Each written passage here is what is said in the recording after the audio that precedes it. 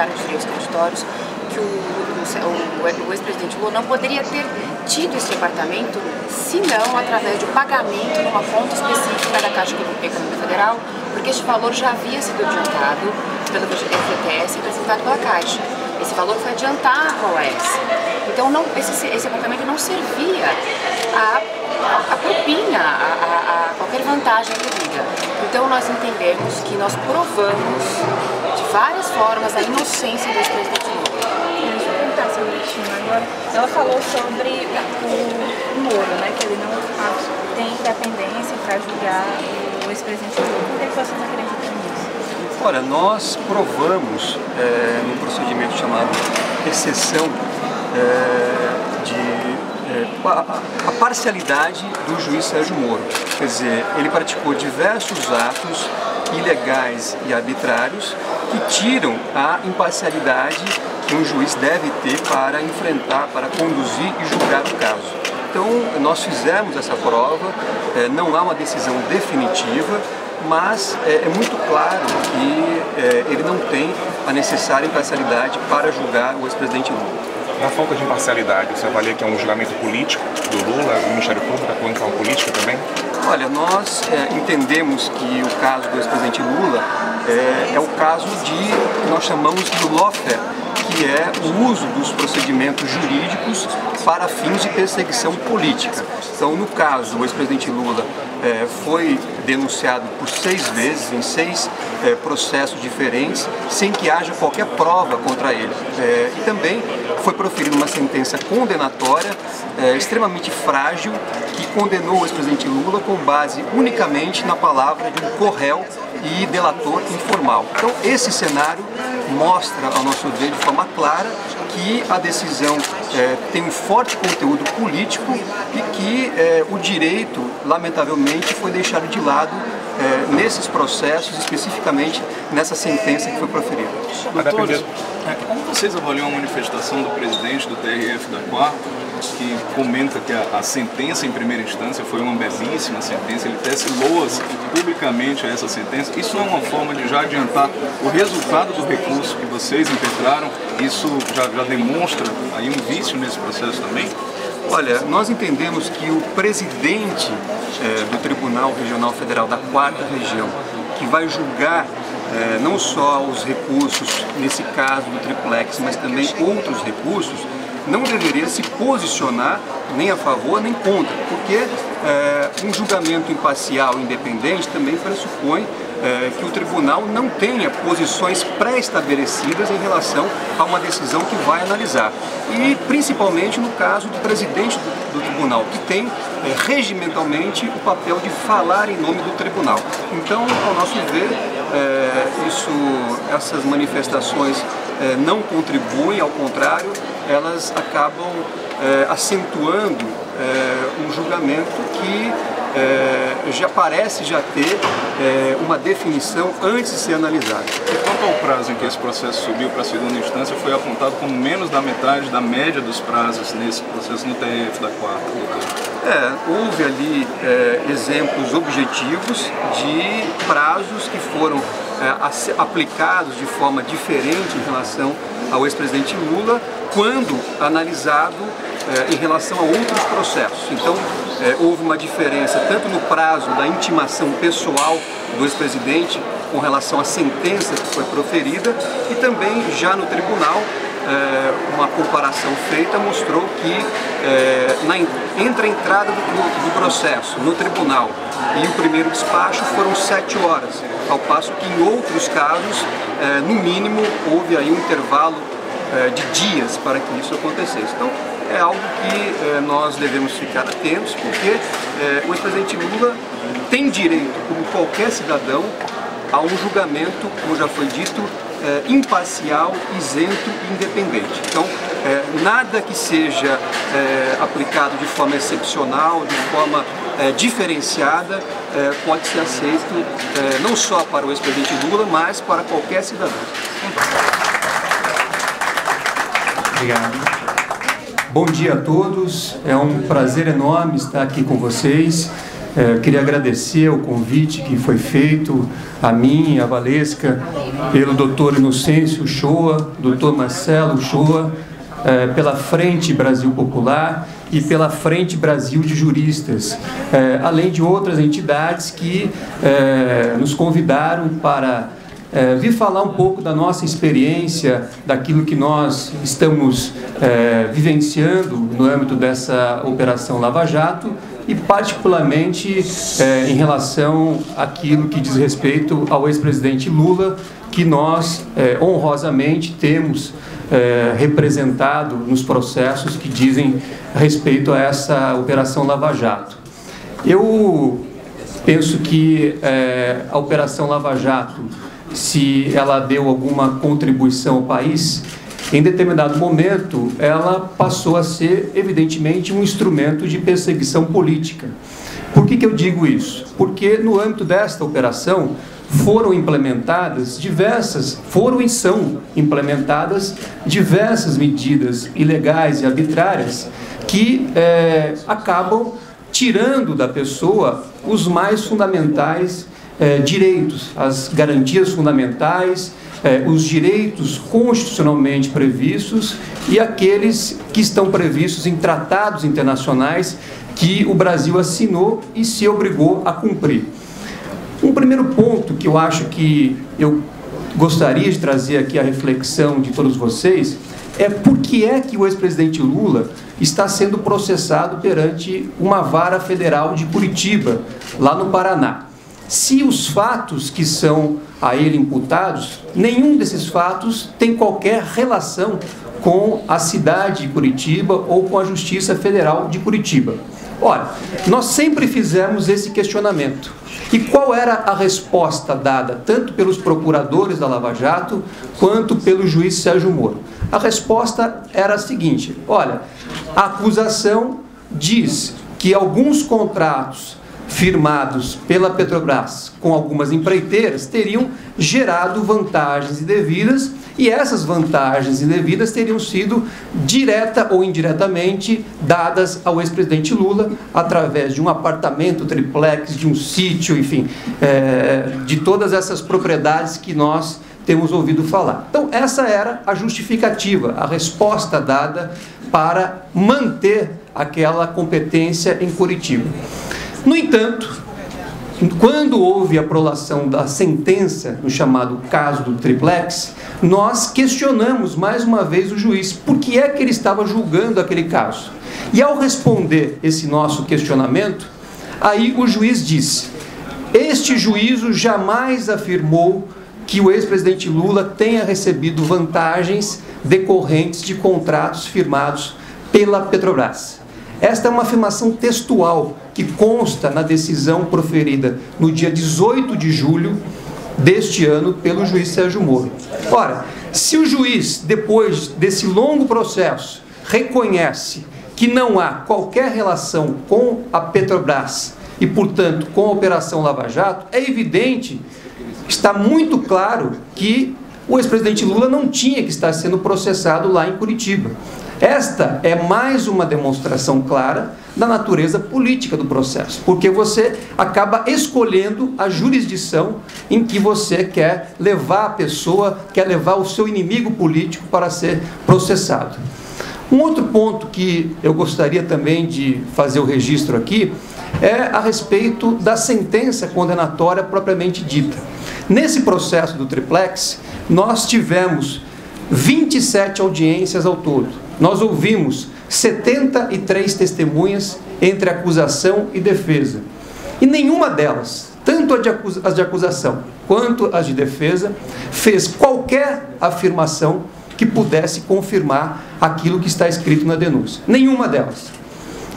No entanto, no dia em que foi marcado o interrogatório de um corréu da ação, este corréu aparece no seu interrogatório, que é o momento para a pessoa se defender.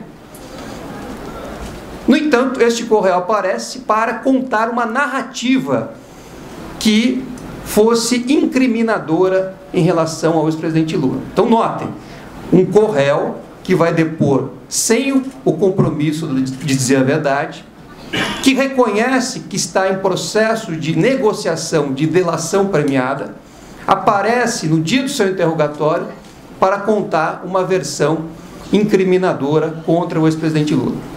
Esta versão que ele conta é absolutamente isolada de toda a prova, de tudo aquilo que foi colhido ao longo das 27 audiências. É totalmente diferente daquilo que consta nos documentos do processo.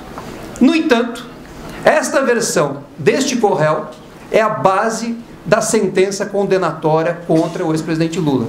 Então, o juiz desprezou tudo aquilo que de real aconteceu no processo, todas as provas, não só a ausência de prova de culpa, como também prova da inocência que nós produzimos, e fundamenta a sentença condenatória com base no depoimento prestado por um corréu que prestou um depoimento sem obrigação de dizer a verdade, que é assumidamente candidato a delator e, portanto, tinha e tem interesse em agradar tanto os procuradores como o juiz, e alguém que muda o seu comportamento ao longo do processo. Então, é evidente, não precisamos aqui avançar em grandes teorias jurídicas para perceber que essa condenação, ela não tem base jurídica alguma. É uma condenação que estava pré-estabelecida,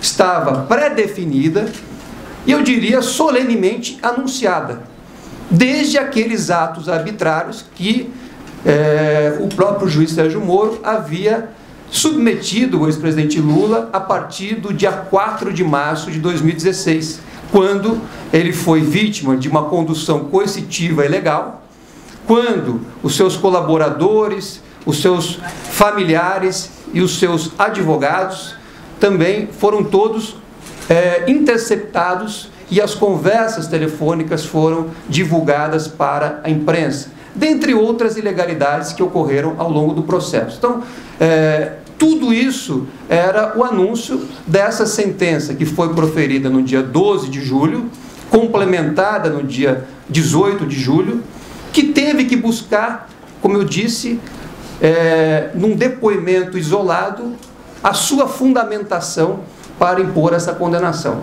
Então, nós entendemos que, seja pela manifesta ausência de competência da Justiça Federal de Curitiba, seja por esse fato de ter sido imposta uma condenação sem prova da culpa e desprezando a prova da inocência, que este processo é manifestamente ilegítimo e que a única solução possível é a reversão dessa sentença e o acolhimento do recurso que nós interpusemos no dia 31 de julho perante o próprio juiz Moro e que nós vamos ainda fundamentar agora no tribunal, porque esse recurso ele tem duas fases: primeiro a interposição e depois a apresentação das razões recursais. Nós ainda iremos apresentar as razões recursais. Então, nós entendemos, por essa breve explanação, que o nosso recurso deve ser acolhido simplesmente porque não há absolutamente nada que possa dar sustentação a essa sentença condenatória. Qualquer resultado diferente desse recurso, ao nosso ver, será, mais uma vez, um resultado fruto de uma decisão política e não de uma decisão jurídica. Outras ações que foram propostas contra o ex-presidente Lula seguem exatamente essa mesma fórmula, como eu disse aqui no início. Quer dizer, são acusações que partem de uma afirmação genérica e totalmente desprovida de prova de que contratos firmados pela Petrobras teriam gerado vantagem devida e aí motivado, como eu já disse, a compra de um sítio, a compra de um prédio para o Instituto Lula, enfim, afirmações que partem sempre dessa fórmula pré-definida e que jamais poderia ser utilizada para promover uma acusação sem qualquer lastro. O Marcelo bem observou aqui na fala que foi feita inicialmente que nesse caso, ou nesses casos, o abuso não ocorre apenas no momento da prolação da decisão ou ao longo do processo. O abuso começa lá no início. Há também o abuso do direito de acusar. Porque você não pode, aquele que detém o poder do Estado para fazer uma acusação, não pode utilizar desse poder para perseguir um inimigo, para acusar alguém sem qualquer lastro probatório. E, no entanto, é isso que acontece. Vamos lembrar que este caso do triplex nasceu de uma coletiva dada pelos procuradores com o uso daquele famigerado PowerPoint. Nunca ocorreu algo similar, não só no Brasil, como eu não tenho conhecimento no mundo, de um grupo de promotores ou procuradores ir à televisão para fazer uma denúncia contra um ex-presidente ou contra o mais humilde cidadão, utilizando daquelas palavras que na verdade não indicavam uma acusação, mas sim uma tentativa clara de, já naquele momento, criar um ambiente artificial de culpabilidade.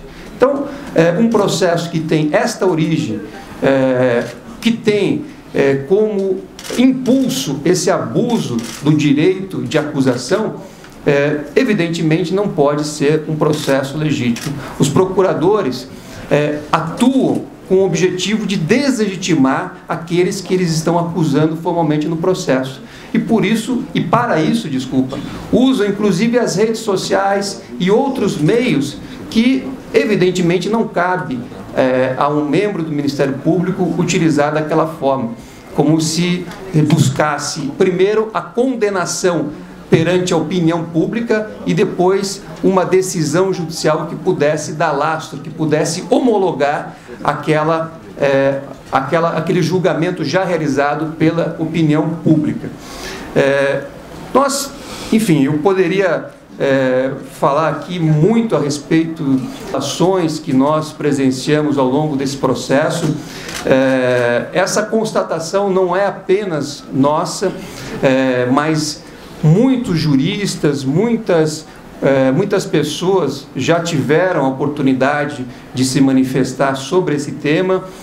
Este livro que nós coordenamos e lançamos recentemente, que é o caso Lula, a luta pela afirmação dos direitos fundamentais no Brasil, contém a opinião de 22 autores, tirando eu e a Valesca, são 20 autores renomados, juristas, que de forma independente fizeram uma análise e constataram aqui grosseiras violações às garantias fundamentais do ex-presidente Lula. O que nós buscamos em relação ao caso do ex-presidente Lula é aquilo que deve valer para todo e qualquer cidadão. É o direito a um julgamento justo, imparcial e independente.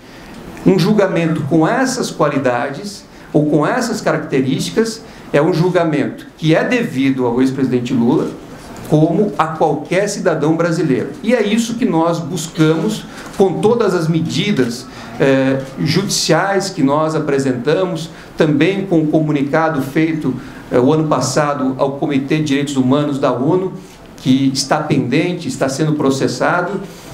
Então é isso que nós buscamos, porque nós temos certeza de que, se houver um julgamento justo, imparcial e independente, o resultado será inequivocamente o reconhecimento da inocência do ex-presidente Lula e também uma situação que irá claramente demonstrar que, em muitas situações, a Lava Jato tornou-se um instrumento de perseguição política, não só contra o ex-presidente Lula, mas também contra outras pessoas que estão ligadas a ele, enfim, por um projeto político, ou por uma relação de amizade, ou ainda por uma relação profissional.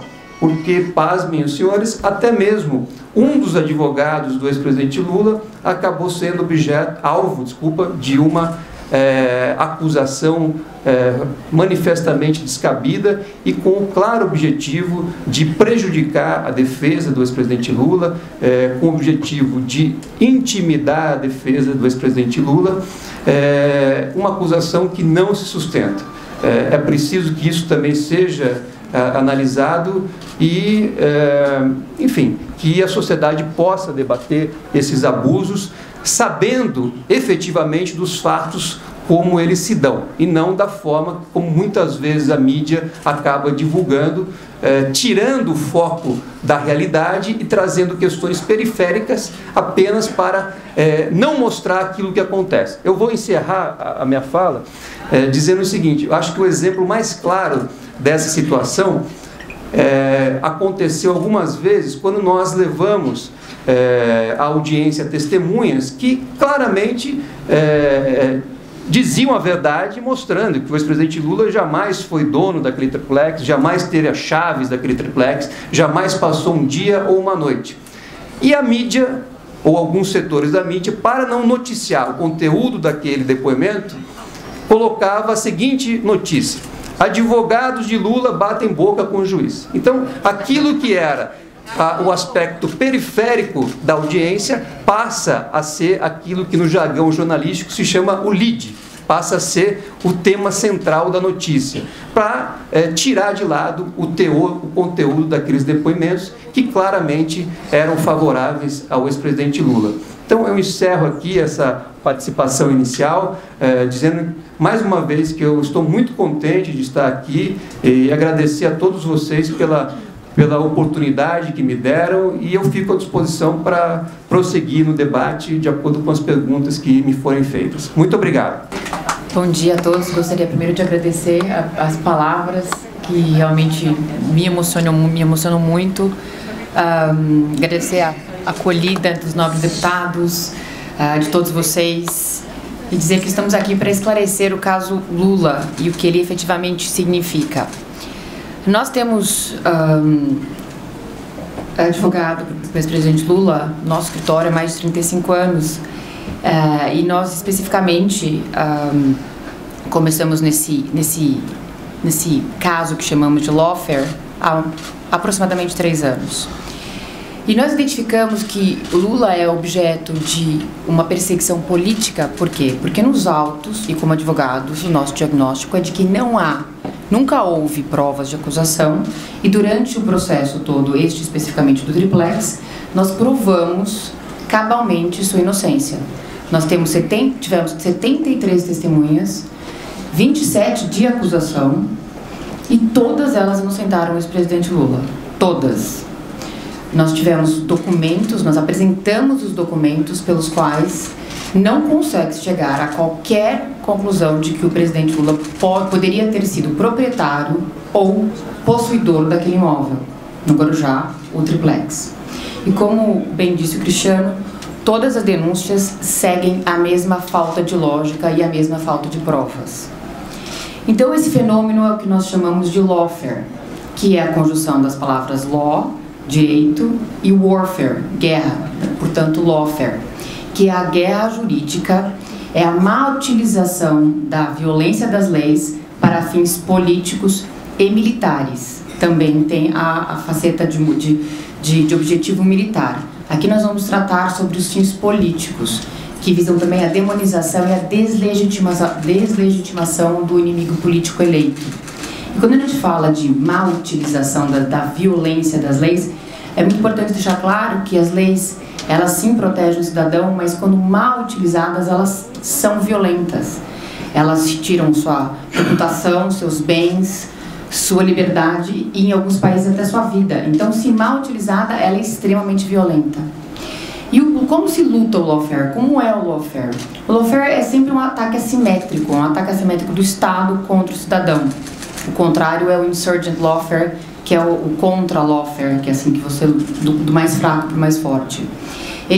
Essa guerra é travada em 3 dimensões. Primeiro, como no warfare, é o campo de batalha, é onde geograficamente é escolhido aquele campo para luta. No direito também, é a jurisdição. Em que jurisdição será lutada essa batalha?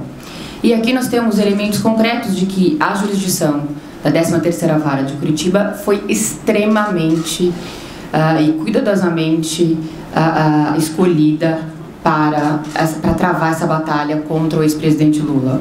Lá se reuniam as condições ideais, até por conta de motivação política dos procuradores da Força da Lava Jato e motivação política, inclusive, do magistrado responsável por aquela operação. E, portanto, nós vemos nítidos e claros sinais de que aquela jurisdição foi escolhida. Nós temos a segunda dimensão. A segunda dimensão é a arma. Como na guerra, qual a arma que vai ser utilizada nessa guerra? No lawfare, é a lei. Qual lei será utilizada para travar essa batalha, essa guerra? Nós temos a lei eleitoral, por exemplo, em outros casos, nós temos, neste caso, a lei penal. E a lei penal vem sendo utilizada no nosso país, mal utilizada para fins políticos, de forma que nós não temos mais certeza do que as pessoas estão sendo acusadas. Essa batalha anticorrupção virou uma batalha política, uma batalha onde todos são indevidamente... Você não consegue mais diferenciar o que é caixa 2, doação legal, doação ilegal, propina, de forma a demonizar não só o ex-presidente Lula, mas também a maioria da classe política. Então, é realmente uma faceta que nós temos... uma característica que nós temos notado. E a terceira dimensão são as externalidades. E a mais importante nesse caso de lawfare. Como funciona? É a parceria de partes da mídia brasileira com o Judiciário, MPF e Polícia Federal. Então você nota que os sucessivos vazamentos, as sucessivas denúncias pela imprensa criam e violam a presunção de inocência do ex-presidente Lula, criando um clima de culpado, de condenado, violando direitos fundamentais gravíssimos. Então, essa parceria, que aliás é anunciada pelo juiz Sérgio Moro em 2004, quando ele faz aquele ensaio dele, elogiando a Manipulite, e ele fala que para prender poderosos, ele deve usar de vazamentos sucessivos, como na Manipulite, para demonizar aquele político e aí sim ser possível a prisão. Aqui nesse caso, o que acontece? Ele vaza denúncias vazias, supostas delações que nunca aconteceram, eles criam, como o Cristiano estava falando, eles dão destaque a algo totalmente periférico do processo e criam uma presunção de culpa. Ele é capaz de condenar sem provas, aliás, além das provas de inocência, e isso está acontecendo em todos os processos da Lava Jato. É muito preocupante. A substituição da investigação policial criminal pela delação. Então nós temos uma estigmatização da prisão preventiva.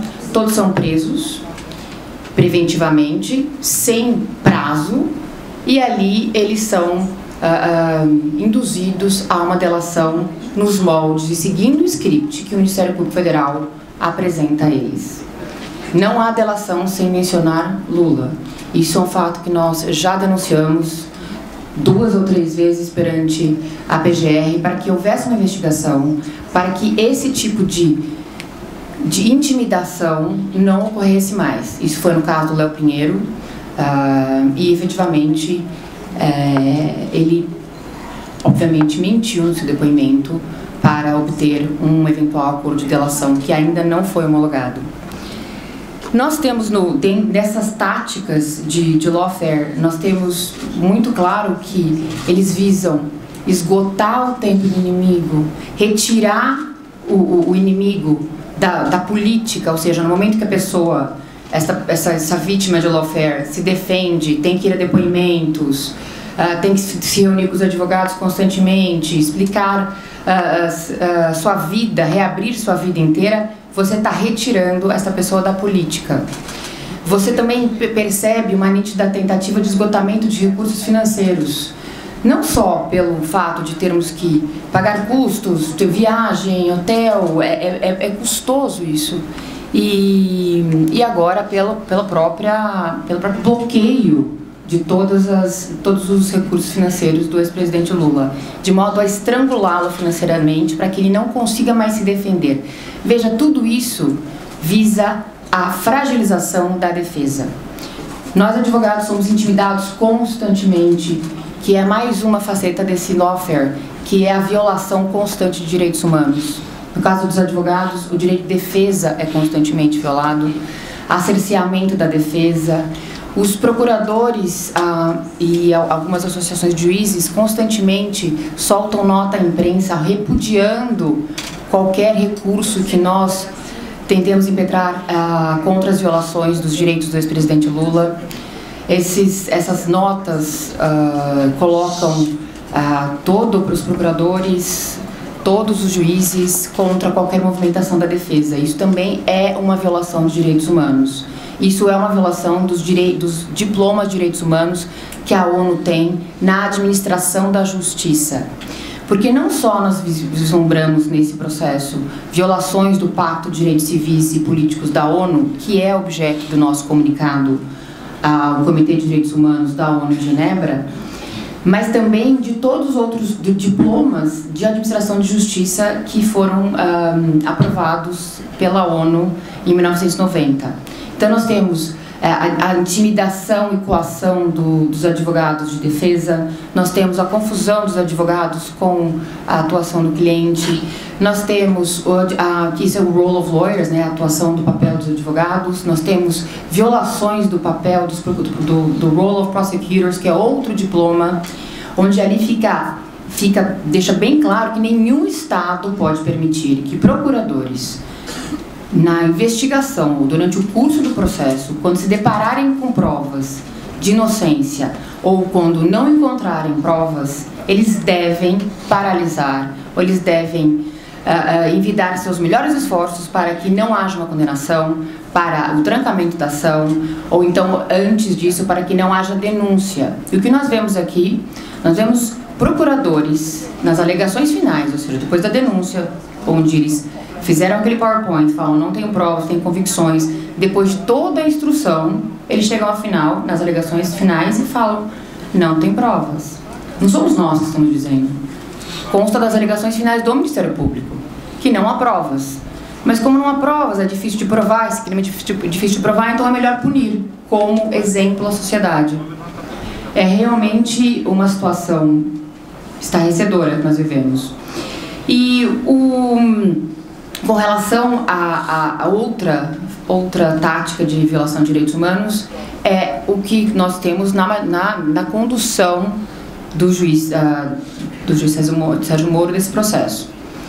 Ele viola todas as regras, praticamente todas as regras de conduta das Nações Unidas estabelecidas nas regras de Bangalore. Em 2000, as Nações Unidas estavam muito preocupadas com a falta de confiança da população mundial com o judiciário, que afinal de contas era o último guardião da justiça em todos os países. E eles se reuniram para formular regras de comportamento para passar a confiança para a população na justiça. E são as regras de Bangalore. Ali eles têm comentários de como o juiz deve se comportar, porque ele não basta ser parcial.